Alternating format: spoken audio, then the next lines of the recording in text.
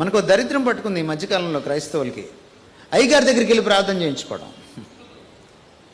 ఈ దరిద్రం నుంచి బయటికి రండి. ఇది దరిద్రం. ఇది ప్రార్థన చేసుకోండి, చేయించుకోకండి. యేసు ప్రభు ఎప్పుడు కూడా రండి ప్రార్థన చేస్తాను అనలే. అపొస్తలులు ఎప్పుడు రండి మీ తలల మీద చేతులు వేసి ప్రార్థన చేస్తాం అనలే.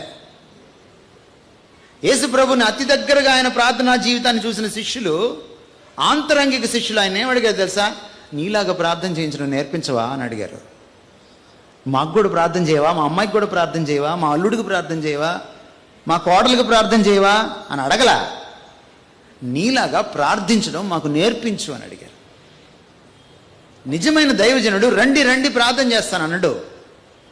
మీరు ప్రార్థించుకునేలాగా మిమ్మల్ని ప్రేరేపిస్తాడు, మీకు స్ఫూర్తి అవుతాడు. That's a man of God.